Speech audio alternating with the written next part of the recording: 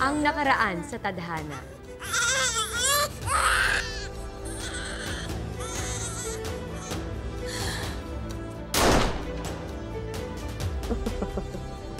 Ba?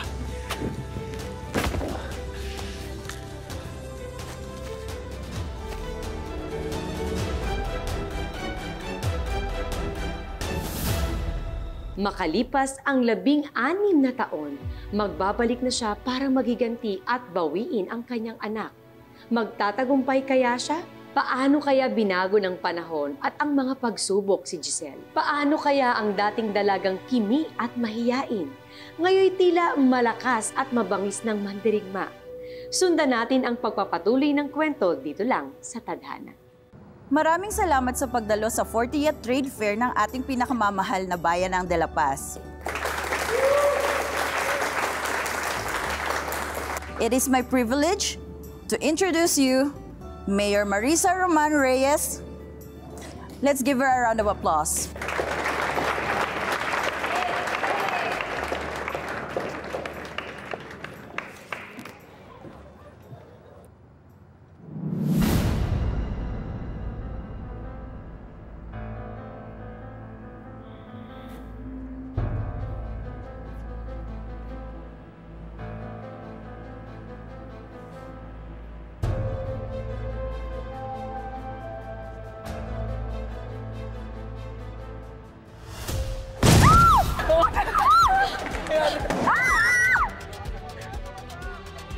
Andito siya!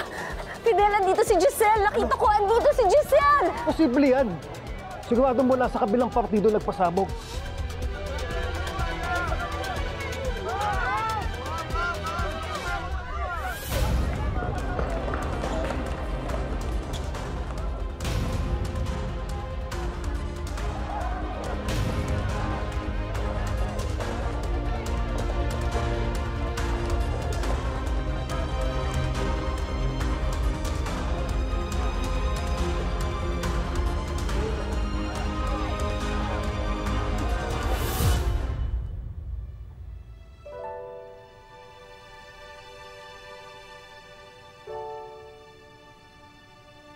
Anak, konting-konti na lang at mayayakap na kita. Sana hindi pa huli ang lahat.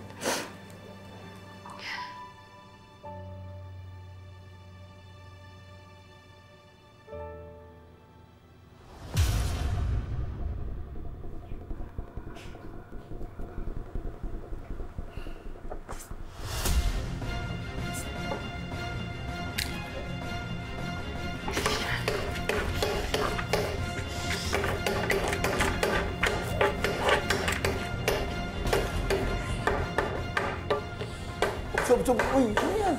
Alam mo, mag-tea ka muna. Naman. Relax ka lang. Please don't be too hard on yourself, okay? Naging emotional lang ako. Emotional lang ako kanina dahil nakita ko si Ana. Nakita ko rin yung dalawang kampon ni Satanas. Alam mo, hindi pa rin ako makapaniwala na may naniniwalang tao na mabuting tao sina Fidel at Marisa. Dapat ilabas na natin yung mga baho nila sa publiko. Please calm down. Huwag kang magpa-stress. Mag-uumpisa pa lang tayo. Ito.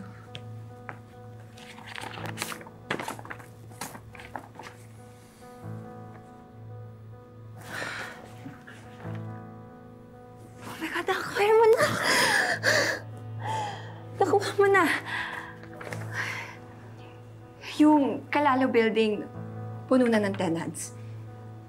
Yung dormitory, almost full na rin. Tapos yung nail salon, magbubukas na next month. Ngayon naman itong fitness gym. We're on a roll. Yes, love. And in no time, we will acquire and build more businesses. Okay? Alam kong itong fitness gym ni Marisa yung pinakamurang na-acquire natin. Pero dito ako pinaka-na-excite. Nasa first step na tayo ng paghihiganti natin sa mga Reyes. Humanda na sila. Pop, wait lang ha, wait lang. Alam mo, magtika muna bago uminit sa ulo. Sige na. Win-win ba to? Oh, win na win. Inom na, inom na.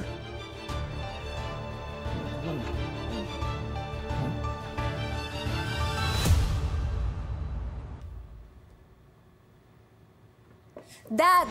Hey, Oh my God, Dad, you won't believe what just happened! what happened there? May nagpasagop sa event namin sa plaza. Oh my God, I'm so embarrassed. Kitang-kita ng mga supporters ko paano ako nagpanic at nag-chicken out. Nakakahiya talaga. May casualties ba? Dapat nagpasalamat ka na at hindi ka nasaktan. Dad, I don't give a damn about any casualties. What's important to me is my image. Marisa, Oh my God, Marisa. pinaghandaan ko pa naman yung speech ko today. Ay, Ana. Saan ka galing bata ka, ha? Bakit ngayon ka lang? Ma, dumaan lang po kami ng mga friends ko sa coffee shop for late lunch. Nakuha mo pa talaga maglamerda, ha? Kahit pinaputok ka na kami ng daddy mo sa plaza kanina? Huh? Stop it! Wala ka talagang silbi! That's enough! Ginagawa mo na naman siyang punching bag. Alam mo, Ano? namimihasa tong batang to sa kakakonsinti mo eh. Don't you forget that I am your daughter! Ha? Tama lang naman ata na gawin kong punching Stop bag it! to. Total, mawawala na sa akin yung fitness gym ko. Magsama kayong dalawa. Wiset!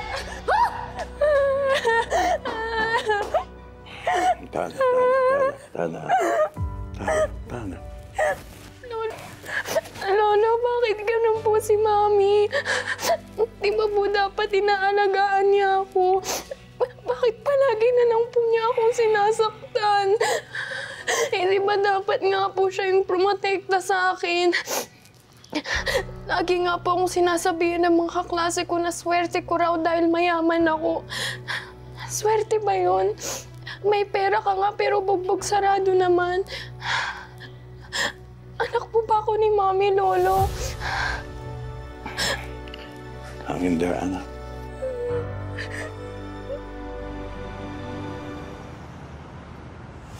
Okay, go. Grab. Oh, nice. One. One more. Last. Okay. Oh. Oh. Isa pa. Oh. Oh, oh, oh. Oh. Ay. Jump, straight. Up, water break. Sandali lang. Nandito na yung mga... Nagkikigil pa ako! Uy, pwede yung pagkamatay ng magulang ko! Gusto ko pawiin si Ana! Teka lang. Okay. Love, grabe naman. Alam mo. Teka lang. Ba't kaya suntok-suntokin mo na lang kaya ako ng halik? Ano? Suntokin mo na lang ako ng halik. Ano gusto mo? Ha? Oh, ayan, oh. Mwah! Mwah! Oh, grabe. Nakaka-recharge. Ayan, okay na? Ni-recharge ako dun, ha?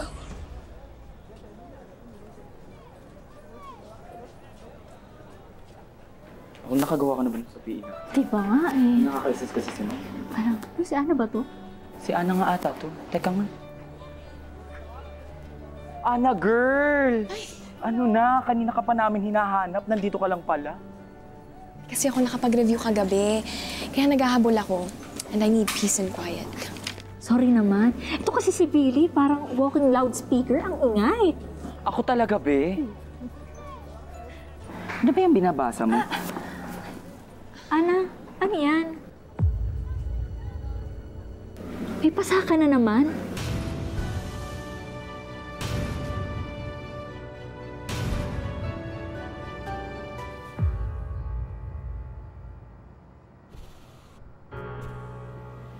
May pasana naman po siya.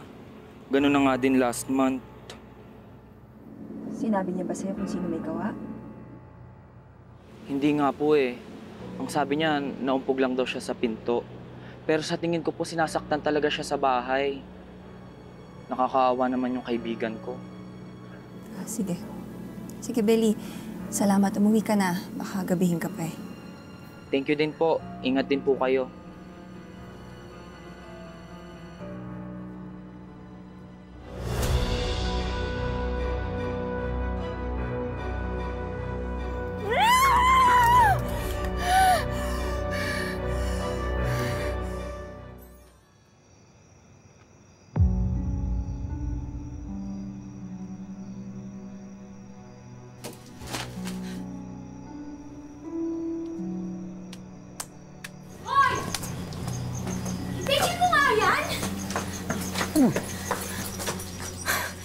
Hoy! Hoy! Hindi sa'yo yan! Akin yan! Ang ginagawa mo! Hoy! Ano ba? Tama na! Hindi mo ba alam na bawal itong ginagawa mo? Akala ko ba honor student ka? Walang masama sa pagsabi ng totoo, ha? Ang masama, yung magulang mo. Hindi lang sila basta-basta kurakot. Nang mamaltrato pa sila ng kapwa nila. Ang sinasabi mo! May proof ka? Gusto mo pakita ko pa sa'yo? Gusto mo pakita ko sa'yo? Nananakit ka, ha? Masakit ka ang kulit! Sa tingin mo yung ginagawa mo, hindi masakit, ha? Akin to, eh! Ano ba? Nangingialam ka ng buhay na may buhay, eh! Ano ba? Tapos kailan ko ginawa nila sa'yo? Ha? Ah! Mama ka sa amin! Huwag ka makialam dito! Kaya ito, sumama ka sa amin! Sino kayo? Hoy!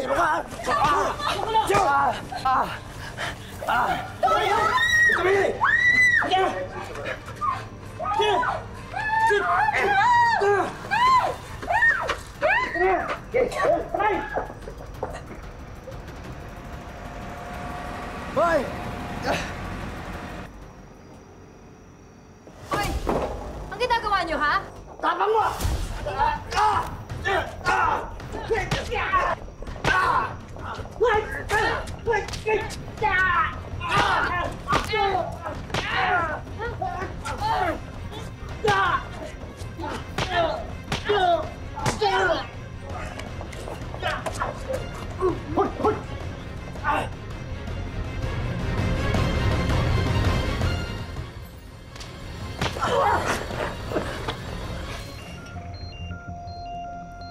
Sino kayo, ha?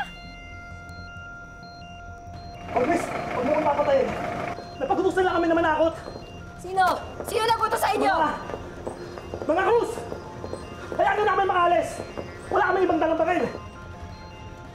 Sige, umalis na kayo bago ko pasabugin yung mga bungo nyo!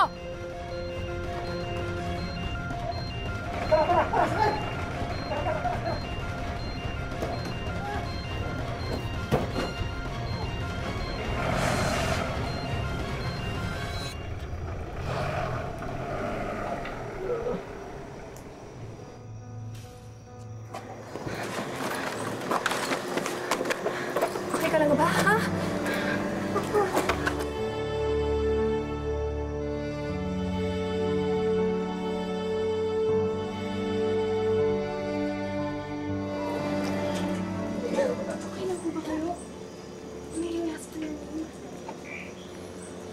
Kailangan ka na mag-alala sa akin, ha? Tawagin mo na lang ako, G. Gusto mo bang ihatid na kita sa inyo, ha? Thank you, Miss G. Hindi ko po tatanggan yung offer niyo. Tsaka natatakot na rin po ako nung mag-isa. Ikaw, okay ka lang ba? Gusto mo ba ihatid din kita sa inyo? Ayos lang ho. Malapit na rin naman po bahay ko dito, eh. Salamat, ha? Ingat ka, Ana.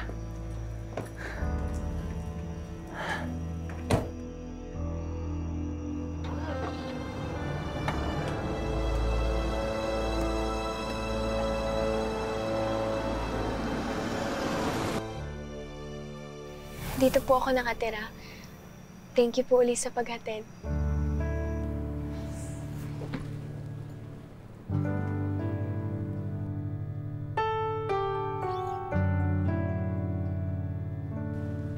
Bye-bye po.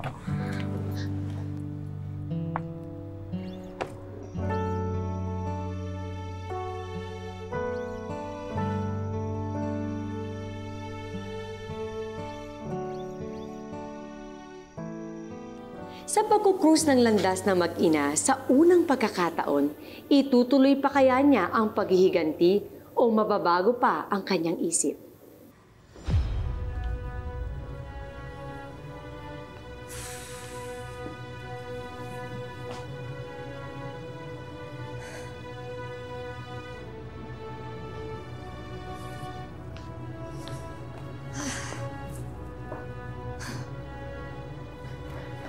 Mami, mano po? You're late! Di ba sinabi ko sa'yo may event tayong pupuntahan? Saan ka na naman nagaling? Sagot! Marisa! Stop it! Maawa ka naman sa bata! Anak, if you don't feel like going, just stay here at home and rest. eh. Dahil pinapakialaman mo yung pagpapalaki ko sa kanya. Mami, alam mo ba kung bakit late ako umuwi ngayon? Because I was almost kidnapped by your political rivals. Oh, really? What now? You're making up some excuse? No, I'm telling the truth. Kahit itanong mo pa dun sa isang schoolmate ko. Hindi ko talaga maintindihan. Ako na nga yung muntik mapahamak, pero ang sama mo pa rin sa akin.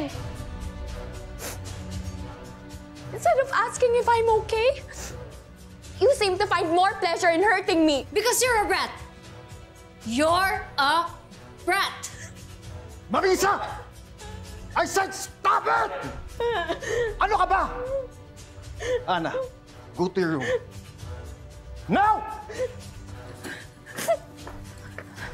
Matagal na ako nagtitimpi sa'yo. Huwag mo nang sasaktan ng anak ko. Kundi... Kundi ano?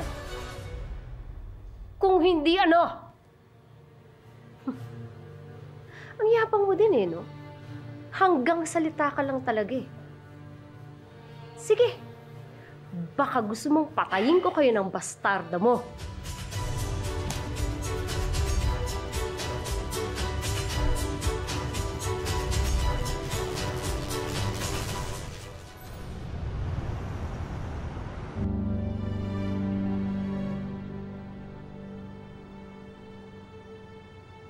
Nay, Tay, pasensya na po kung ngayon lang ako nakadalaw sa inyo. Ito nga po pala yung asawa ko, si Luke. Siya po yung nagligtas sa akin. Balang araw din po, makakasama ko yung apo niyo dito bumisita. 16 years old na po siya. Napakagandang bata.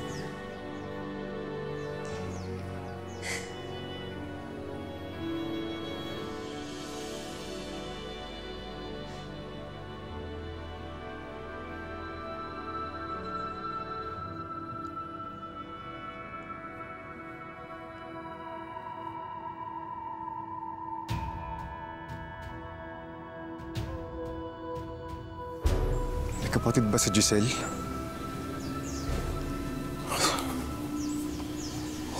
Si Giselle ba yun?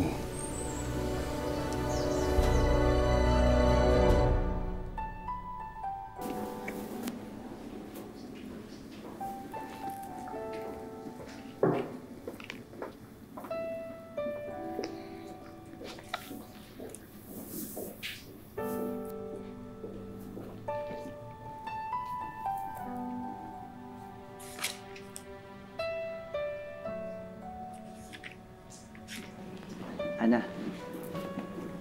Hi. Hi. Kamusta ka? Okay ka lang ba? Oo naman. Ikaw, okay ka ba? Salamat nga pala sa pagtulong sa pagligtas sa akin na kahit nagalit ka sa pamilya ko. Ang kasalanan ng magulang ay hindi kasalanan ng anak. Tandaan mo yan. Tsaka mukha ka naman mabait as a person eh. Mukhang mabait. Ako. Sure ka na ba dyan? Uy. Sumero. Ay, oh, para sa'yo pala. Pasensya ka na, yan lang kasi kaya ng budget ko eh.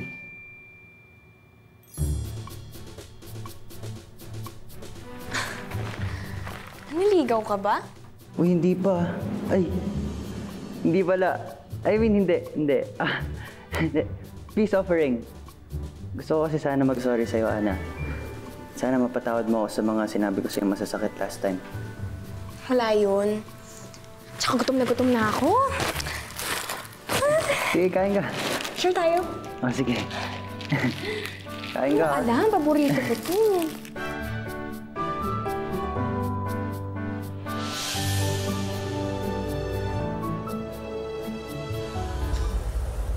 Marisa, may bayar na po ba talaga itong gym? Oo eh. Hindi ko na kasi tayo i-sustain itong gym eh.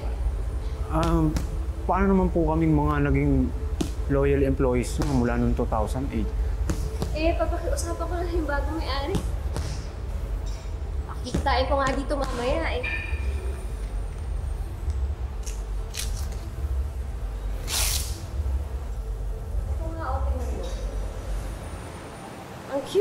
aromatherapy oil na to. Susubukan namin pasukin tong negosyo na to eh.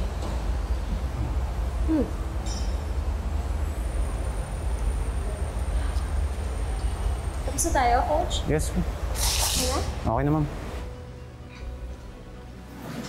Excuse me. Hi, Mrs. Reyes. I'd like you to meet the new owner of Marisa's Fitness Gym, Mrs. Giselle Calan.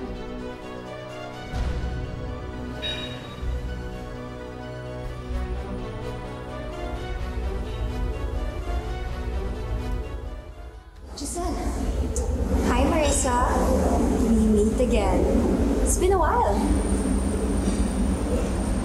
Oh, bakit parang nakakita ka ng multo?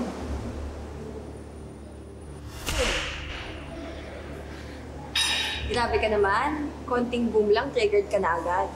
Paano kung...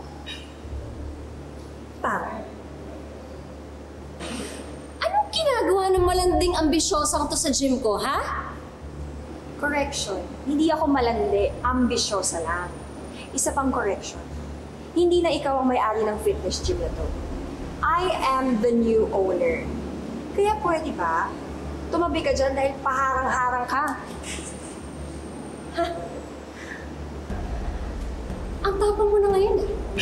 Samantalang dati, para kang puting na madaling tapak-tapakan. Gusto mo ba ng throwback, Giselle? Naaalala mo ba kung paano pinaalis ng tauhan ko yung mga magulang mong walang kalaban-laban? Lahat ng paghihirap ng magulang mong pobre ay dahil sa'yo. Malandi ka kasi, kaya pati ang anak mo damay. Bang, bang, bang, bang, bang, bang, bang!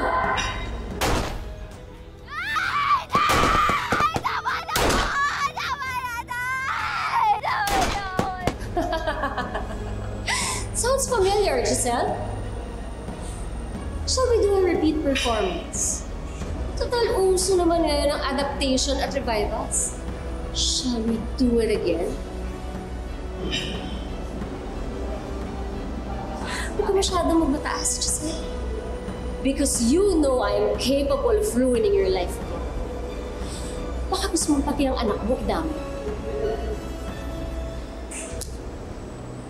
Don't touch me. Magsuntukan tayo, gusto mo? Tara, sige. Kahit mas matanda ka pa sa akin, di kita aatasan.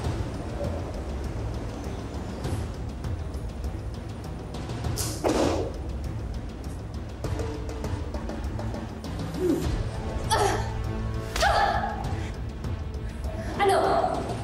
Yan lang ba kaya mo, ha? Isang dekada kang nawala? Yan lang? Pulpul ka pala eh! Nagbibigyan lang kita. Tumayo ka dyan, nirarayuma ka na, ha? Tumayo ka dyan, demonita ka.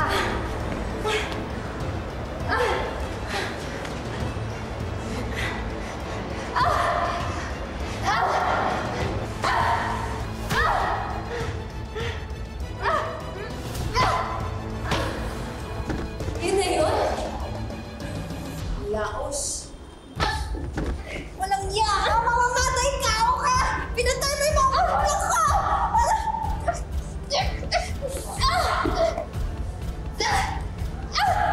Deserve mamatay na mga magulang mo!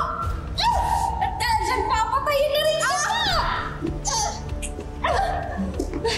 Tama! Walang iya ka!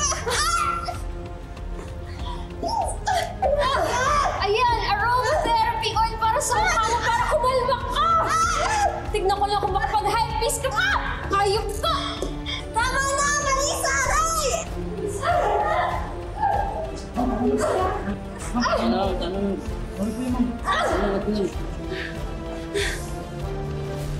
Palabasin niya yung trespasser na yan! Hindi ako trespasser! I own this gym! Not anymore! Alam niyo ba na si Mayor Marisa ay isang sugarol? Baon na siya sa utang! Kaya tatakbo siya ulit sa eleksyon! Huwag kayo makikinig dito, nahihibang na ng babae ito! Si Mayor Marisa naman Perez malapit na maging mahirap. Itong fitness gym na to, ito na ang huling business niya. At yung pansyon niya, malapit ka na nang ipagbili. Kaya huwag na kayong magbulag-bulagan. Huwag na kayong pumayag na maghari ang pamilyang Roman at Reyes dito sa De La Paz.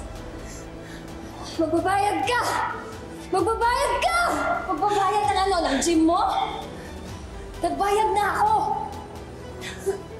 Gusto mo bang isampal ko sa'yo pinagbayad ko? Ha? Isampal ko sa'yo sa pinagbayad ko dito sa bulok mo na gym? Get out of my gym now! Tama ka! Ano kayang hakbang ang gagawin na Fidel at Marisa ngayong alam na nila na buhay pa pala si Giselle? Paano nito babaguhin ang buhay ng walang kamalay-malay na si Ana? Maaapektuhan din kaya pati ang buhay pag-ibig ng mag-ina? Sundan natin ang mga susunod na eksena sa susunod na Sabado dito lang sa Tadhana. Magandang hapon, ako po si Marian Rivera. You're about to die. Marisa! Daddy! Tama na. Sinabugsik pa. Yan! Tigilan mo ba? Tama na, Marisa. Ako asawa mo! Oo! Ikaw ang asawa ko! Kaya ako din puputol sa sungay mo! Sumusobra ka na! Talaga.